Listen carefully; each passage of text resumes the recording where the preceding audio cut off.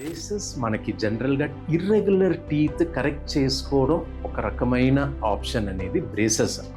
So బ్రేసెస్లో చాలా రకాలు వచ్చేసి మనకు కనిపించేలాగా అనేది విజిబుల్ బ్రేసెస్ అంటే చూసేసరికి కనిపిస్తాయి.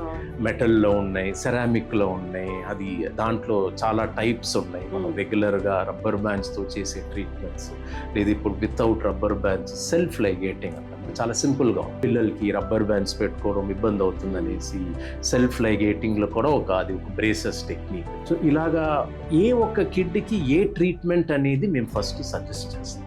దాంట్లో ఈ ఆర్థోడాంటిస్ట్ రోల్ చాలా ఇంపార్టెంట్. వాళ్ళు ఇప్పుడు ఈ కిడ్కి మనకి సపోజ్ పన్ను వంకరగా ఉన్నాయి, 16 years, ఈ వంకర్ పన్ను ఇంకా అదే కరెక్ట్ అవ్వదు, it is not self correctable అనే స్టేజ్లో ఈ ట్రీట్మెంట్ సజెస్ట్ చేస్తున్నామంటే ఈ బ్రేసెస్ అనేది ఒక ఆప్షన్. దాంట్లో ఫిక్స్డ్ ఉన్నాయి, లేదు తీసి పెట్టేలాగా అలైనర్స్ అంట. ఈ ఫిక్స్డ్ అనేది వాళ్ళు మాకు మంత్లీ ఒకసారి విజిట్. సో ఎక్కడ మేము ఆ బ్రేసెస్ క్లిప్స్ అంటాం సింపుల్గా. ఆ క్లిప్స్ అనేది ప్రతి పన్ను మీద ఫిట్ చేసేసి దాని మధ్యలో ఒక వైర్ వెళ్తుంది. ఆ వైర్ అనేది మనకి కనిపిస్తూ ఉంటుంది, స్టెయిన్లెస్ స్టీల్ వైర్. సో ఆ వైర్ వల్ల ఏ పన్ను అయితే వంకరగా ఉందో, ఏ పన్ను ముందుగా ఉందో, మూమెంట్ ఆఫ్ ద టీత్ అనేది. సో ఆ వైర్ ఎవ్రీ మంత్ చేంజ్ చేసుకుంటూ వెళ్తాం.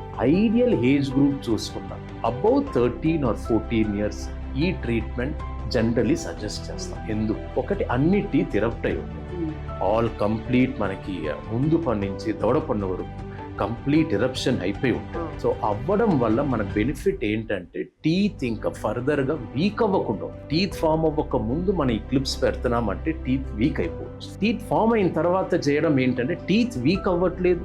మన బెనిఫిట్ ఇంకొక ఫ్యాక్టర్, ఆ టీత్ మూవ్ చేయడానికి చాలా ఈజీగా ఉంటుంది.